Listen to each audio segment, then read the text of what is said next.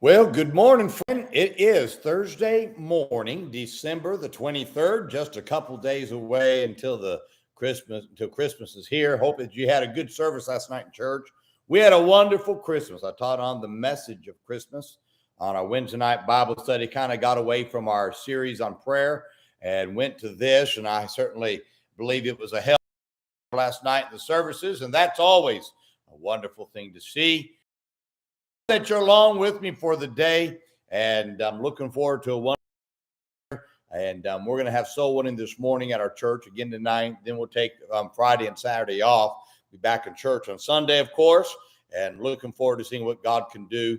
And I hope that you have a Merry Christmas. If I don't see it, if you don't come by tomorrow, visit me. I hope that you have a wonderful Christmas. I want to read to you this morning, if I can, from Genesis chapter 19 and verse 29. The scripture says, "And it came to pass when God destroyed the cities of the plain, that God remembered Abraham." That's an important phrase right there. "And sent Lot out of the midst of the overthrow when he overthrew the cities in the which Lot dwelt." An amazing statement is mentioned in the middle of a verse that seemingly has nothing to do with Abraham, but everything to do with Lot and God destroying the cities of Sodom and Gomorrah. While God was destroying these wicked cities, Abraham came to God's mind. While God was pouring his wrath on the wickedness of the cities because of their sodomy, something caused God to remember Abraham. Now, Lot, an ungrateful nephew, by the way, owed his life being preserved to Abraham because had not God remembered Abraham, Lot likely would have died. So what was it that caused God to remember Abraham? That's what we have to ask ourselves. The answer is found in verse 27. And it says, "And Abraham got up early in the morning to the place where he stood before the Lord." Every morning, Abraham went to a certain place to stand before God. Every day, Abraham had a certain time that he stood before God. You see, God remembered Abraham because Abraham remembered God. You see, if you were Abraham, put yourself in Abraham's shoes. Would God have saved Lot? Do you spend time daily before God reminding him of you and your needs? Verse 27 doesn't say what Abraham was praying. All it says is that he stood before the Lord.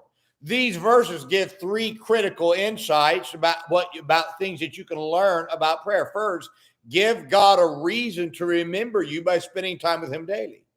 Do you have a place where you go daily to pray to the Lord? Do you have a time that you stand before God daily? If you don't have a set time to stand before the Lord in prayer, it is likely you're not causing God to remember you. Now, I believe God remembers you no matter what, but I'm talking about those moments that stops God and says, "Wow, I got to do this." I do believe it's good to have a place where you spend time with God in prayer. And I absolutely believe it's critical to spend time with him daily. But it's not that God ever forgets you, but your time in prayer brings you, get this now, to the forefront of God's mind. Second, God remembered Abraham because Abraham remembered God. God is a responding God. James 4:8 says, "Draw nigh to God, he will draw nigh to you." In other words, when you take time daily to remember God, God takes time to remember you. God responds according to how you respond to him. If you want God to remember you daily, you need to be sure that you take the time to remember God in prayer. Third, many people need God to remember you. God saved Lot because of Abraham, even though he was definitely not right with God. Do you remember that? Do you realize that there's scores of people out there that need you to intercede to God for them so that he will save them? Not because of their righteousness, but because he remembers you because of your time in prayer. God could save your nation if you spent time praying for it. God could do something in your church if you spent time praying for your church. God could save a backslidden person if you prayed for them.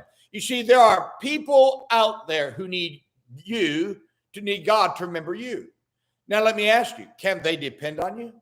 Are you spending time daily with the Lord in prayer? Now, I want to encourage you, jog God's memory today. Bring yourself to his forefront and remind him. Why? God's a responding God. Now, can I say one other thing about this? God says, draw nigh to God, and he will draw nigh to you. So you spend that time with God, God responds. The second God responds, you need to respond again. Get this now. To keep God responding, you need to respond by drawing closer to God. As you take that step, God takes a step. Then you respond by taking another step, and God responds by taking that next step. My friend, that's the key to jogging God's memory, to get God to use your prayer life, not only to help your nation, your church, and others, but even to get God to answer your request. This is a great key to getting prayers answered.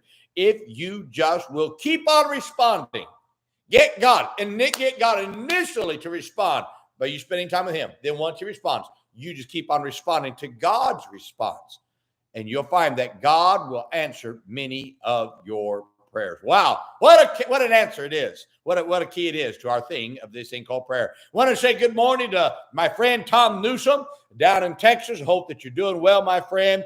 And may I say to everybody, remember, be good to everybody. Everybody's having a tough time. Have a great Thursday, my friend.